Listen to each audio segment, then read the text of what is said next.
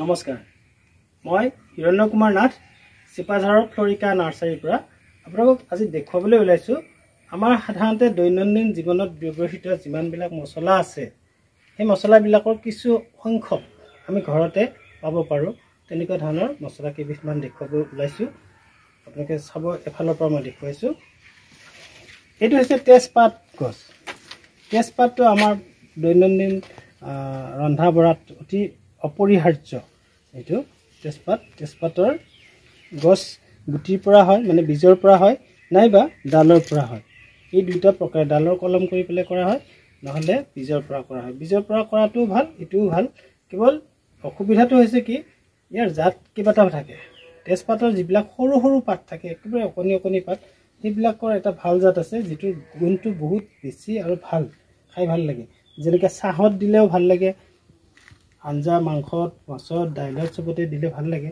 এটোটো পাতটো মানুহে নাখায় কেৱল তাক নিৰ্দিষ্ট নিয়মৰ মাজেৰে তাত দি পেলাই আকৌ খোৱাৰ সময়ত পেলাই দিয়া হয় এইটো কামত পাতটো আৰু কামত নালাগে আমি তেজপাতটো এইটো এটা পুলি এটা দেখুৱাইছো যিকোনো এটা পুলি তেজপাতৰ ল'লে আপুনি এইটো পুলি যথেষ্ট ডাঙৰ পুলি এইটো প্ৰায় 4 ফুট ওখ হৈছে 3.5 ফুট হ'ব এই পুলিটো আপোনাৰ বীজৰ পৰা কৰা হলেও এটো 2 বছৰমান হৈ গল ৰুই দিলে আপুনি এই বছৰৰ পৰা পাত ছিঙিব আৰম্ভ কৰিব পাৰিব অলপ অলপকৈ আৰু হয়তো অহা বছৰলৈ ইমানমান ওখ হ'ব অন্তত 6 ফুট হ'ব আৰু তাৰ পিছত পৰ্যায়ক্ৰমে আগটো অকমান কাটি দিব আগটো কাটি দিলে ই খুব জোপোহা হ'ব আৰু সকলোবিলাক গছে প্ৰায়বিলাক গছে এনেকৈ জোপোহা কৰি আপুনি কাটি দিলে সুবিধা হয় কি ৰান্ধনীয়েও যেনিবা ছিঙি আনিব খুজিছে তৎক্ষণাত ছিঙি আনিব পাৰে আৰু গছজোপা বহুত ওখ হৈ গ'লে বতাহ ধুমুহাৰ কথা থাকে আৰু পাৰিবলৈ অসুবিধা হ'লে কোনো গছে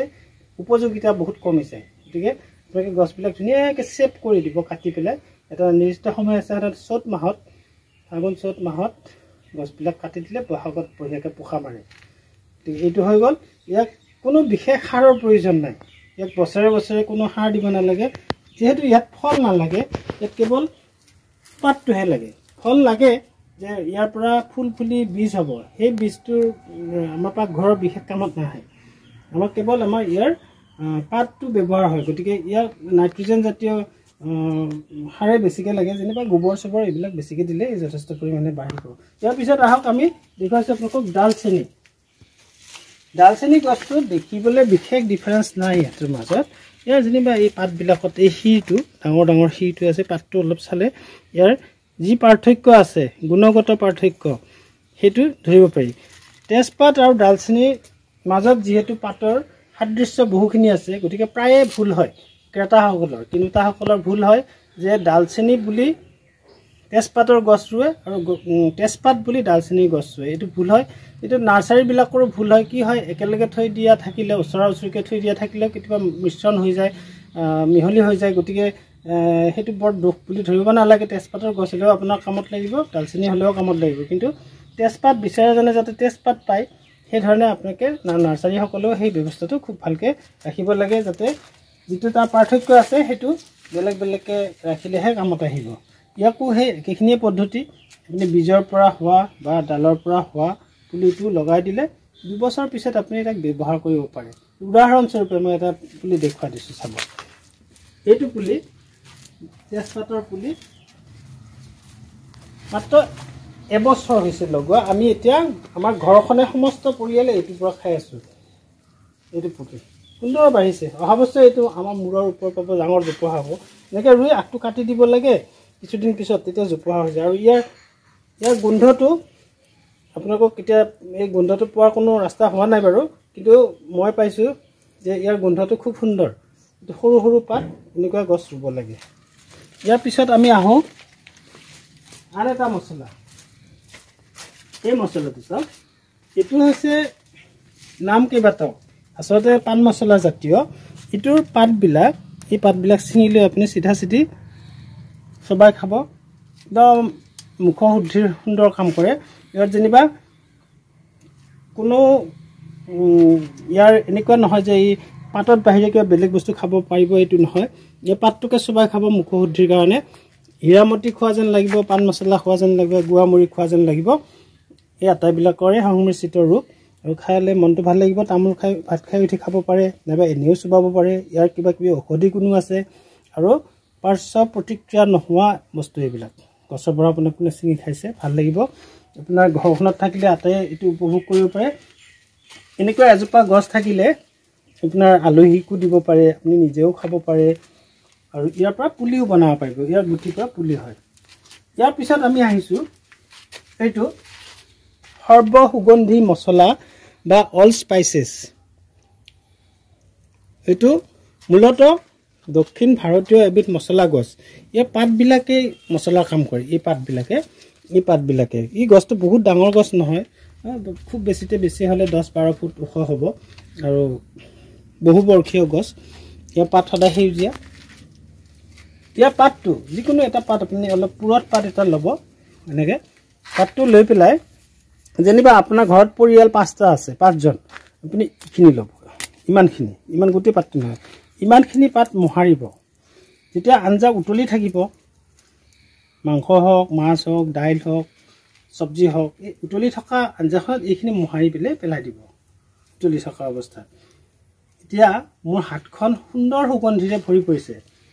সুন্দৰ সুগন্ধি, কি কি গুণ ইয়াত সংমিশ্ৰণ হৈ আছে মই আপোনাক পাৰিলে অনুভৱ কৰিব যে ইয়াতে লং, ইলাচি, তেজপাত, ডালচেনি আৰু ইয়াৰ নিজস্ব এটা গুণ, এই 5টা গুণ সংমিশ্ৰণ হৈ আছে এই গছজোপাত। ইয়াক সেইকাৰণে অল স্পাইচেছ বুলি কয়। আমাৰ ভাৰতীয় মছলা জগতত এইকেইটা মছলাই বেছিকৈ প্ৰাধান্য লাভ কৰে। গতিকে আপোনালোকে এই পাতটো, গোটেই পাতটো যদি দিব খোজে 20জন মানুহৰ হেৰিত দিব লাগিব, আঞ্জাত দিব লাগিব, তৰকাৰী দিব 20জন মানুহৰ। আন এটা কথা, আপুনি ৰঙা চাহ বনালে ৰঙা চাহত দিব পাৰে, গাখীৰ চাহতো দিব পাৰে, অকণমানি সুন্দৰ গোন্ধাব।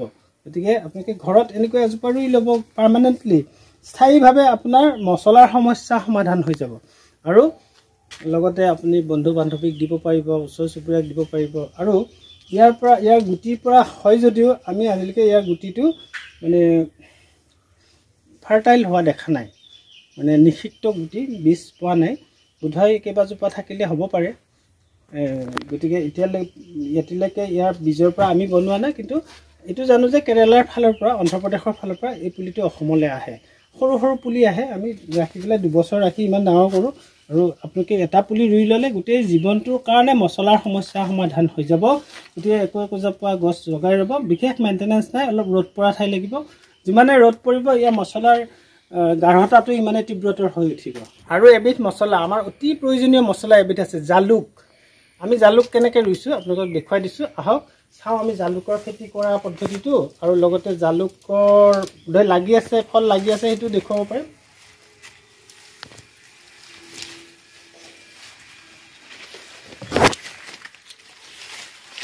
ইয়াৰ জালুক, এইটো জালুকৰ নাম হৈছে পেনিয়ৰ 1। অসমৰ মাটিত সকলো জালুক নহয়, পেনিয়ৰ 1, পেনিয়ৰ 2 এই দুটা ভেৰাইটি হয়। আপোনালোকে চাওক, ইয়াৰ পাতটো এনেকুৱা দীঘলীয়া সৰু পাত। এই জাতটো অতি ধুনীয়া হয় অসমত, আৰু ইয়াৰ সোৱাদো ভাল হয়। আহক মই দেখুৱাই দিছোঁ।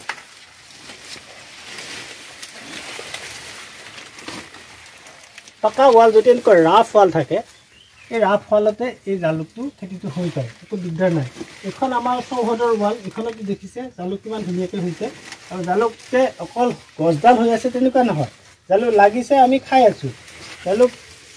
এই জালুকটো সোৱাদটো বহুত ধুনীয়া কাৰণে আমি এনেও কেঁচাই চোবাই খাই থাকোঁ বাৰু। গতিকে আপোনালোকক কেইটামান দেখুৱাব পাৰিলে ভাল আছিলে, চাইছোঁ। এয়া জালুক গছত লাগিছে, পেনিয়ৰ 1 বুলি যিটো জালুক, সেইটো গছত লাগিছে। আপোনালোকক মই দেখুৱাইছোঁ, এইটো জালুক। এনেকুৱা একোজোপা তামোল গছত যিবিলাক জালুক লগায়, প্ৰায় 4-5 কেজি জালুক লাগে। আৰু দামো আছে, 1 কেজি জালুকৰ দাম এতিয়া 400 টকা হ'লচেলত। গতিকে আপোনালোকে জালুকৰ খেতি কৰিব পাৰি, ইয়াৰ সোৱাদ অতি সুন্দৰ। এই অসমত হোৱা জালুক বহুত ধুনীয়া হয়, গতিকে খেতি কৰা সহজতে পাৰিব, খেতি কৰিব, দিগদাৰ নাই। এই বেৰাখন সম্পূৰ্ণ আগুৰি পেলাই আমি জালুকৰ খেতি কৰিছোঁ।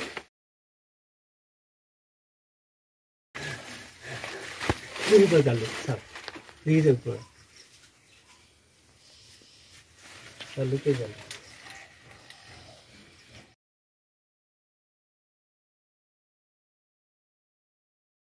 গতিকে এইখিনিকে ক'লোঁ।